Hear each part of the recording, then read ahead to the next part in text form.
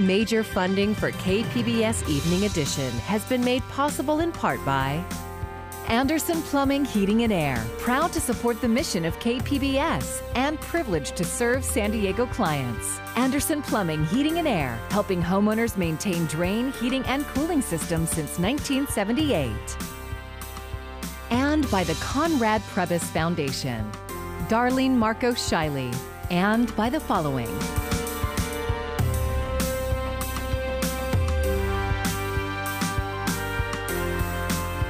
And by viewers like you.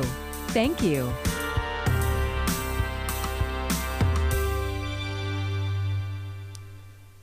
Good evening. It's Friday, November 20th. Thanks for joining us. I'm John Carroll in for Maya Trabulsi. We begin with breaking news. We are awaiting a judge's decision after several local restaurants and gyms sued to stay open indoors. It comes as San Diego County reports a new daily case record, 1,091 cases, along with 8 more deaths. KPBS reporter Matt Hoffman live now in our newsroom with the latest on the lawsuit filed by local businesses. Matt.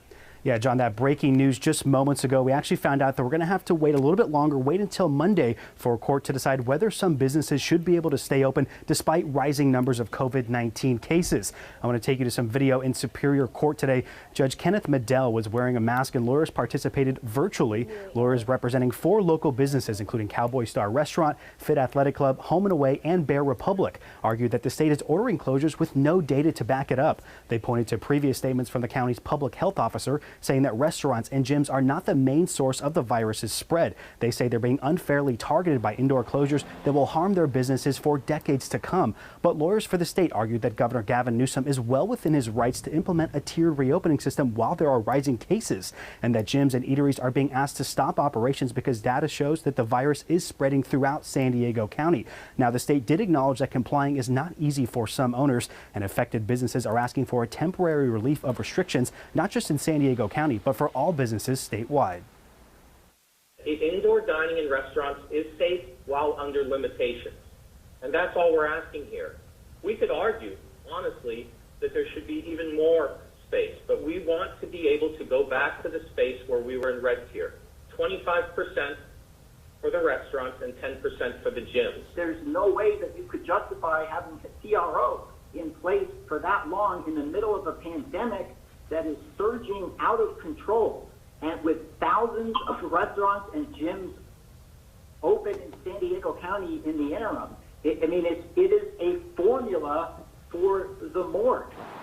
Yeah, so lawyers representing affected businesses say that they do not have much time to wait, as some cannot even operate outdoors. And as we said, statewide implications for this suit. So a lot of eyeballs here and across the state waiting for Judge Medell's decision. Now, we know that decision is going to have to come on Monday. Now, it could have come around 5 o'clock today. For now, though, restaurants and gyms will have to stop their indoor operations or face possible fines or even criminal charges. John, we'll send it back to you. All right, Matt, thank you. A reminder, the overnight curfew issued by Governor Gavin Newsom for counties in the purple tier takes effect at 10 tomorrow night. The limited stay-at-home order prohibits non-essential activities and gatherings between 10 at night and 5 in the morning. The order expires at 5 in the morning on December 21st. We are a step closer to a COVID-19 vaccine. Pfizer filed for emergency use of its vaccine today. As the coronavirus death toll continues to surge, Americans are being urged to do their part during the holidays to slow the spread of the virus. Mandy Gaither has the latest. Ahead of the holiday, long lines for COVID testing as the rate of new coronavirus cases keeps climbing. This is faster, it's broader, and what worries me, it could be longer. As the pandemic rages on, experts warn of brutal weeks ahead, urging Americans to slow the virus's spread by not traveling this Thanksgiving, instead to celebrate responsibly. I'm making the personal sacrifices not to infect my parents and my pregnant daughter, and there's a lot of people out there who know how to protect one another, and we just need to make sure we're all doing that. In addition to the surge in coronavirus cases, the death toll is also climbing. More than 2,000 people in the U.S. died Thursday, according to data from Johns Hopkins University, the highest number since early May. Yes, we're frontline here in the hospital, but the real frontline is on the streets, in the grocery stores. Wash your hands, wear your mask, stay away. Meanwhile, the much anticipated COVID vaccines could be available to some as early as late December. Vaccines are close by. They're coming. You know, I said help is on the way, which to me, I think should motivate people even more to double down, because pretty soon we're going to get a heck of a lot of help from a very efficacious vaccine. 2 vaccines. Mandy Gaither, KPBS News. Late this afternoon, a spokesman announced President Trump's eldest son, Donald Trump Jr., has been infected with the coronavirus. He is said to be asymptomatic and he is quarantining tonight. Residents of San Diego County will remain in the dark about exact locations of COVID-19 community outbreaks, at least for now. KPBS investigative reporter Claire Tregeser says a judge has ruled the county can keep that information secret. In August, KPBS and other leading local news organizations filed suit against the county seeking the specific outbreak information. But Judge Joel Woolfield says he had to balance the public interest in keeping the information secret with the public interest in releasing it. He ended up siding with the county, which argued that if businesses know they will be named as having COVID outbreaks, they would be less likely to report outbreaks to the county. KPBS's Director of News and Editorial Strategy, Suzanne Marmion, says she's disappointed with the ruling and plans to appeal. KPBS took this case to begin with in the public interest. People were contacting us. Number one question they kept having was, tell us the location of these outbreaks. And what people want to do is to be able to know and get tested, and for that to happen as quickly as possible. Otherwise, they're out continuing to spread the virus. During a hearing last month, county lawyer John Cooley says the county's contact tracing program would break down if more detailed outbreak information were made public. If the news media believe that they can do a better job by publicizing, well, that's their belief, but it's not their decision. It's the public health officer decision. What's the best way to combat the pandemic? Currently, the county only publicly releases outbreak counts by city and does not provide specific details about community outbreak locations beyond broad descriptions such as bar/restaurant or business. The county defines an outbreak as 3 or more cases in one location among people who are not members of the same household. Claire Tregeser, KPBS News. The unemployment rate in the greater San Diego area fell to 7.7% in October. That is from the State Employment Development Department. That's a drop of just over 1% from September. The majority of job gains were in professional, scientific, and technical services. While there were some gains last month, leisure and hospitality continue to top the list in jobs lost. The unemployment rate at this time last year was 3%. At the height of the pandemic in May, it was 15%. 350 local military families got produce boxes and essentials at a drive-through food distribution program today. KPBS reporter Jacob Ayers says the event is the first of many to help families in the South Bay this holiday season. Today's food drive is run in partnership by United Service Organization San Diego, better known as the USO, and US Bank. It is the third such event of the year to help military families during the COVID-19 pandemic. I have 2 little boys. I have a 2.5-year-old and a 1-year-old. And every time we come, we get lots of produce and dairy and meat, and it really helps keep the grocery bills down.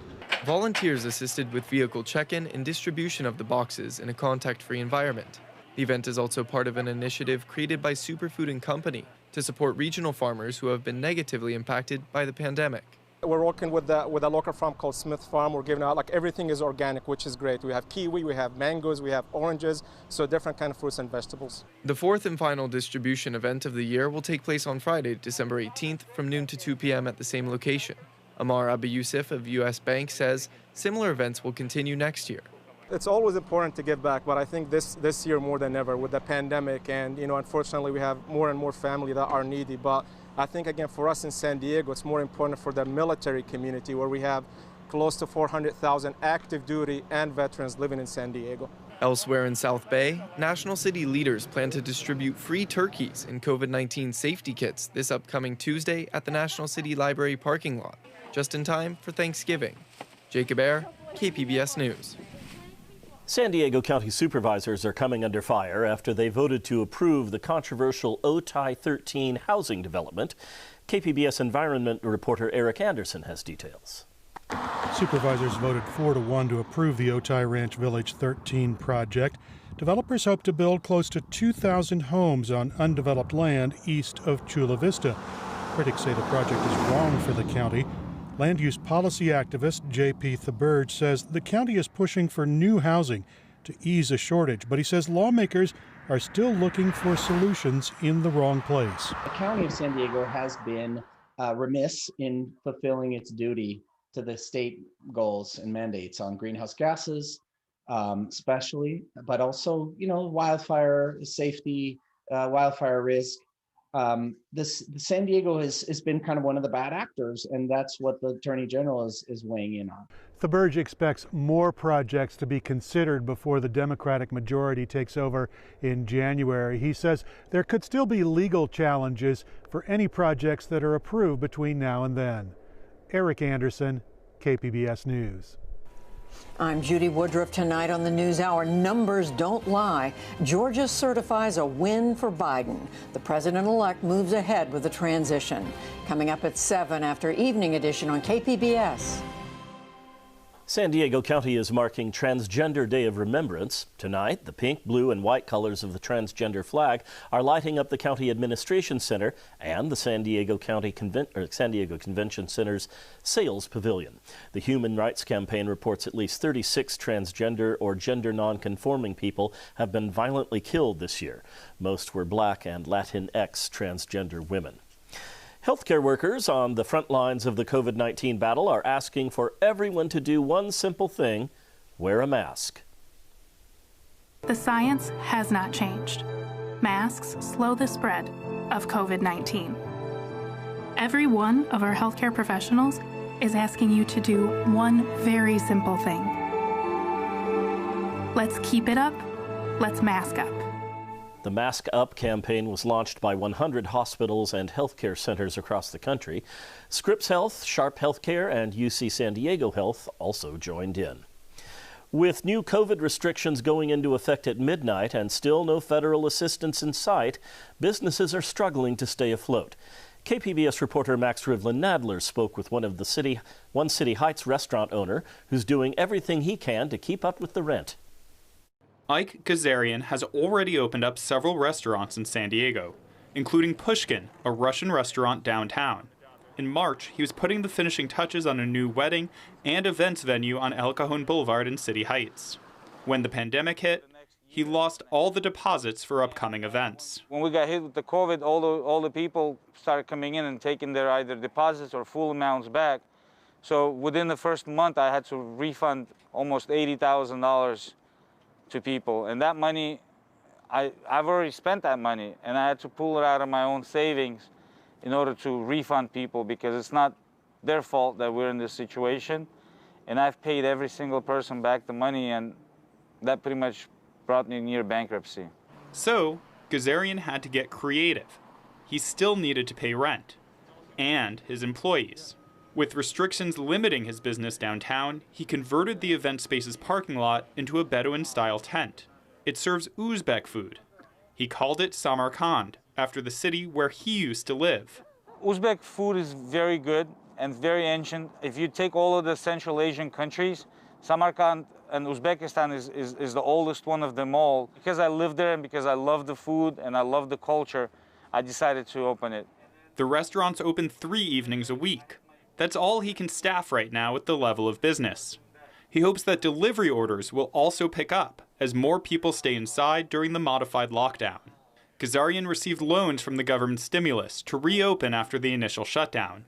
But with restrictions and shutdowns still hampering business, he worries about paying all this money back. We were encouraged to use that money, the PPP money and the SBA money, to keep our employees employed, to keep people off unemployment, to continue try to do everything we did, and we did that, including with PPP and SBA for all of the locations and everything. I've gotten maybe $180,000, and I have maybe $10,000 of that money left in a span of 5 months because I took that money and I put it back into the business hoping that it would bring money back. Gazarian did what the government asked him to do, but with limited hours of operation and no more money coming his way, he's worried about whether he'll make it these next few months and whether new businesses will be able to survive this difficult time. Max Adler, KPBS News. San Diego has lost $4.6 billion tourist dollars since the pandemic hit. Business owners were hoping for a boom this holiday season, but now with new restrictions, they don't see that happening. Last week, Governor Newsom joined Oregon and Washington in issuing a travel advisory, asking people to self-quarantine if they've traveled out of state. Now, the CDC is urging people not to travel over the holidays. Local hotel owner Bob Roush says it's a big blow to our economy. I don't see any good news for the next 6 months because it's not our peak season. There are no corporate travelers coming because of all the restrictions. There are no groups allowed in the state. And leisure travelers are now being told stay home. And that was our only business. Economists are predicting it will take 5 years for San Diego's tourism to recover. City tax revenue is down because of the pandemic. SDSU's Miro Kopik has more in our Friday Business Report. So the city reported in their November report to the city council an $86 million budget deficit by the year end of this fiscal year, which ends at the end of June. So what's the city going to be able to do? And this is, they don't have a lot of good choices. The commitment not to raise salaries for at least this year and probably next of city workers. The next step is that they would cut some services for citizens. The third is they would cut staff. And one of the scary things is that it's not just the city of San Diego, it's every city in the county is facing very similar things to varying degrees. And it's really depending on the composition of the business and the infrastructure their city has. So whether it's the city of San Diego or the city of Lemon Grove, everyone's facing a similar set of circumstances, similar choices, and that's going to mean hard choices for cities going forward unless there's some kind of federal aid or other relief measures. A Disney Plus series is moving filming for its second season here to San Diego. The Right Stuff is based on the Oscar-winning film of the same name. It explores the growing U.S. space program in the 1960s. The series is set to shoot for 88 days in San Diego, starting in March. Locations have not yet been determined. The San Diego Film Office says productions like these help bolster our local economy while creating jobs in the film industry.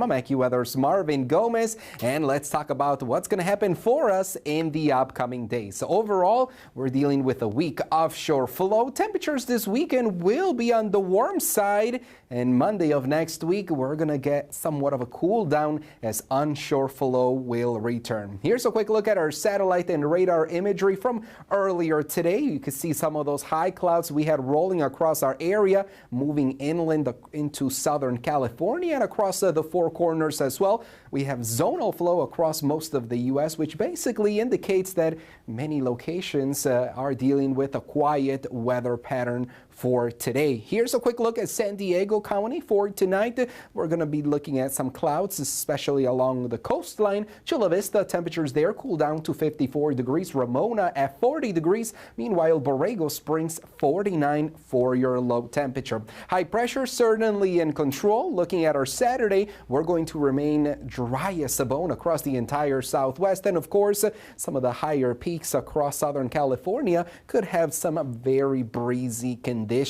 That offshore flow again really with us for our Saturday. Looking at the numbers for tomorrow, Borrego Springs 84 degrees, Mount Laguna 70 degrees, Escondido near 76. Sunday, high pressure still in control, and we're going to continue to have that offshore flow with us. Your AccuWeather forecast along the coast showing us those highs very close to 70 degrees both for Saturday and Sunday. Monday a bit cooler, 67, but still nice and dry. That's how we're going to stay pretty much for the rest of the week. Across inland areas, 69 degrees on Monday. That's going to be the chillier day in the upcoming 5 days. The middle of next week, Wednesday, we're going to have a few more clouds with us ahead of Thanksgiving, turning cloudy as well for the mountains and across the deserts.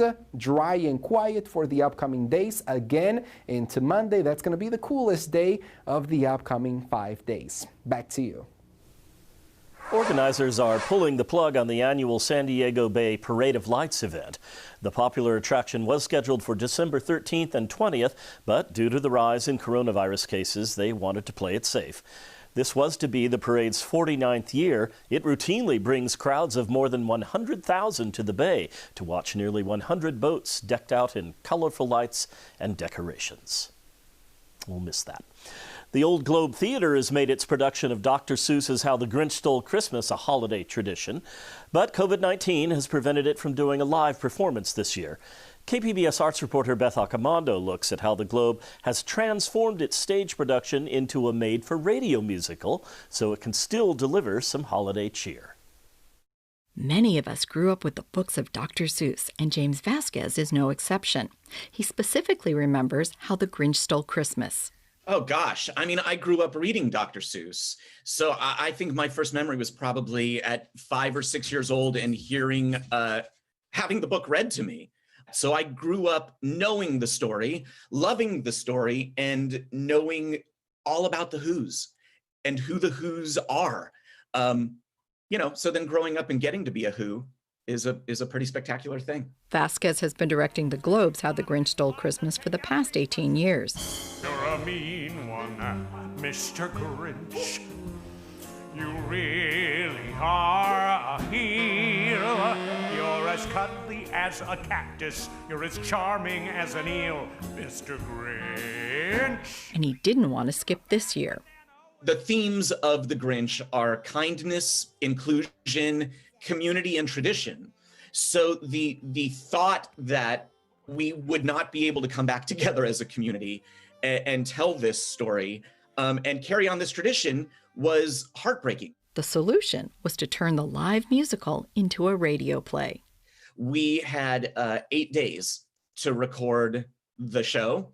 And we recorded everybody individually since regulations couldn't allow us to be together.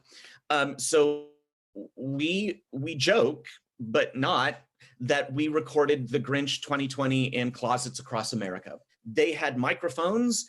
We helped them pad their closets or pad their spaces to soundproof as best as possible. And one at a time, we would go through their show. But the show's not just dialogue. There are also songs requiring a chorus to sing together while apart. I gotta watch 'em all, who. You gotta watch 'em all, me too. Love is a thing of my thing. Let's all play with the watch 'em all thing. This show is such a choral piece. It's really specific vocal lines. So we had our associate conductor, Lyndon, record conductor cam videos. So every actor got a video of Lyndon with the music in their ear, and they would press play on the video. They'd see Lyndon conduct, and they would sing with music only in their ear, and we would pick up just their voice and then lay all that in later. Behold!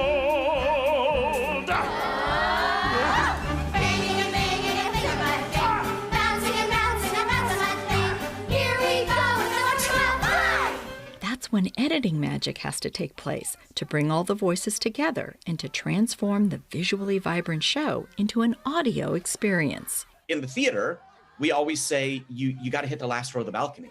You got to make sure that person is getting it as well as that person in the front row. In this particular case, everybody in our audience is in the front row. So the theatrical experience of The Grinch now feels more like a bedtime story being read to you. Dr. Seuss, he has a quote that I love so much. Welcome Christmas, bring your cheer. Welcome all who's far and near. Welcome Christmas, here we stand, heart to heart and hand in hand. And I feel like it sums it up so perfectly. We can't be hand in hand this year, but we can be heart to heart. And, if there's anything we learned from Whoville is you can't steal Christmas. So what better time to gather together to listen to the lessons of kindness from Dr. Seuss than during a pandemic? Beth Accomando, KPBS News. You can listen to the performances on KPBS 89.5 FM or stream it live at kpbs.org and, of course, on the KPBS app. You'll have 4 chances to tune in, with the first set for noon on Thanksgiving Day. Here's a recap now of our top stories. We're expecting a decision Monday in a lawsuit filed by local restaurants and gyms asking for a temporary relief of restrictions for businesses statewide. Cowboy Star Restaurant, Fit Athletic Club, Home and Away, and Bear Republic argued the state is ordering closures with no data to back it up. But lawyers for the state argue the governor is well within his rights to implement a tiered reopening system. And we won't be able to report the exact locations of COVID-19 community outbreaks. A judge has ruled the county can keep that information secret, at least for now. KPBS and other leading local news organizations filed suit against the county, seeking the specific outbreak information. The judge sided with the county, which argued that if businesses know they will be named, they would be less likely to report outbreaks. You can find tonight's stories on our website, kpbs.org/evening edition. Thank you so much for joining us, and please do have a great weekend.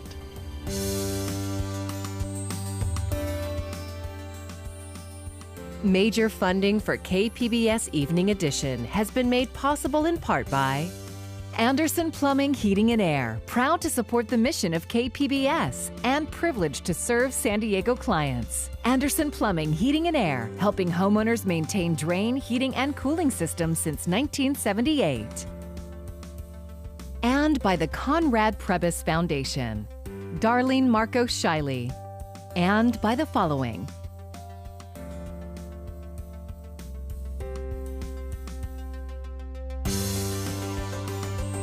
and by viewers like you. Thank you.